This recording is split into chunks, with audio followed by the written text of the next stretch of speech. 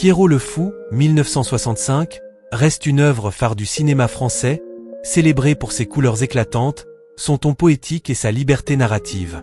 Mais derrière cette apparence éclatante se cachent des histoires oubliées. Blessures secrètes, passions destructrices et trajectoires bouleversées.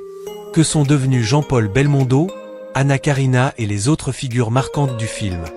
Quel impact cette aventure cinématographique a-t-elle laissé sur leur vie réelle? Rejoignez-nous pour explorer l'envers du décor et rendre hommage à l'héritage vibrant de ces artistes. Likez, abonnez-vous, et laissez-vous emporter par cette plongée dans l'histoire du cinéma. Jean-Paul Belmondo, né en 1933, avait 32 ans lorsqu'il incarna Ferdinand Griffon dans Pierrot le Fou, un rôle devenu emblématique du cinéma français. Icône de la nouvelle vague, il a connu une carrière flamboyante avec des films cultes comme À bout de souffle ou Le Professionnel.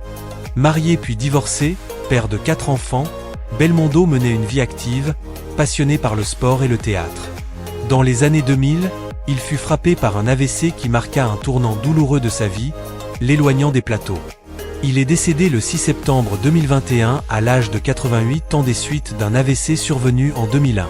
Sa fortune estimée à environ 200 millions d'euros témoigne de l'impact qu'il a eu sur l'industrie cinématographique. Belmondo laisse un héritage artistique inestimable, incarnant un cinéma audacieux et profondément humain. Anna Karina, née le 22 septembre 1940 à Copenhague, Danemark, avait 25 ans lorsqu'elle incarna Marianne Renoir dans Pierrot le Fou, un rôle emblématique qui fit d'elle la muse de la nouvelle vague. Révélée par Jean-Luc Godard, qu'elle épousa en 1961 avant de divorcer quelques années plus tard, elle mena une vie artistique riche entre cinéma, chansons et littérature. Sans enfant, elle vécut de manière libre et discrète, incarnant un style unique mêlant grâce et mystère. Sa carrière fut marquée par des films cultes tels que Vivre sa vie, Alphaville ou Une femme est une femme. Elle est décédée le 14 décembre 2019 à Paris, à l'âge de 79 ans, des suites d'un cancer du sein. Sa fortune était estimée à environ 2 millions d'euros. Anna Karina reste à jamais le symbole d'un cinéma poétique, libre et intensément humain. Graziella Galvani, née le 27 juin 1931 à Milan, Italie, avait environ 34 ans lorsqu'elle interpréta Maria, l'épouse de Ferdinand, dans Pierrot le Fou, 1965. Actrice discrète mais talentueuse, elle fut surtout active dans le cinéma italien et le théâtre, souvent aux côtés de grands noms comme Vittorio Gassman ou Gian Maria Volonté, qu'elle épousa brièvement. Elle n'a pas eu d'enfant et a toujours privilégié une vie privée en retrait des projecteurs. Sa carrière connut des rôles marquants dans des films comme Capo ou La ragazza con la valigia. Elle est décédée le 25 août 2022 à l'âge de 91 ans, dans la ville de Lugano, Suisse, de causes naturelles liées à l'âge.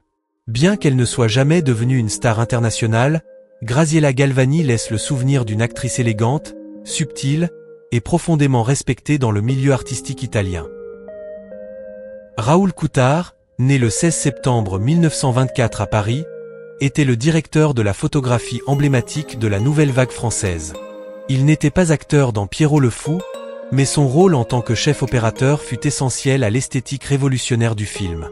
À l'âge de 41 ans lors du tournage, il collaborait étroitement avec Jean-Luc Godard, avec qui il forma un duo légendaire sur de nombreux chefs-d'œuvre comme À bout de souffle, Le mépris et Alphaville. Ancien photographe de guerre en Indochine, il avait un regard audacieux, libre, et un sens inné de la lumière naturelle. Marié, père de famille, il restait toutefois discret sur sa vie privée. Raoul Coutard est décédé le 8 novembre 2016 à La Benne, dans les Landes, à l'âge de 92 ans, des suites de complications neurologiques. Il laisse derrière lui un héritage visuel inestimable qui a transformé le langage cinématographique mondial. Samuel Fuller, né le 12 août 1912 à Worcester, Massachusetts, États-Unis, était un réalisateur, scénariste et écrivain américain au style brut et provocateur. À l'âge de 53 ans, il fit une apparition marquante dans Pierrot le Fou, 1965, jouant son propre rôle dans une scène emblématique où il définit le cinéma comme « l'émotion ». Ancien correspondant de guerre pendant la Seconde Guerre mondiale, il transforma ses expériences en films puissants comme The Steel Helmet, Shock Corridor ou The Naked Kiss. Marié à l'actrice allemande Christa Lange, il eut une fille et mena une vie personnelle discrète mais équilibrée.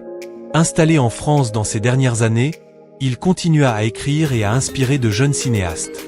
Il est décédé le 30 octobre 1997 à Los Angeles, à l'âge de 85 ans, de cause naturelle.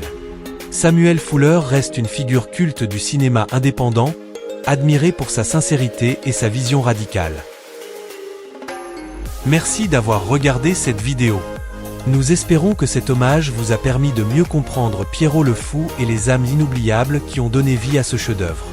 N'oubliez pas de liker la vidéo, de vous abonner à la chaîne, et de partager vos scènes préférées, citations marquantes ou réflexions sur le film dans les commentaires ci-dessous. À très bientôt et souvenez-vous, Pierrot le Fou n'était pas qu'un film. C'était un cri de révolte, un poème visuel, une quête éternelle de liberté, d'amour, et du chaos intérieur qui nous habite tous.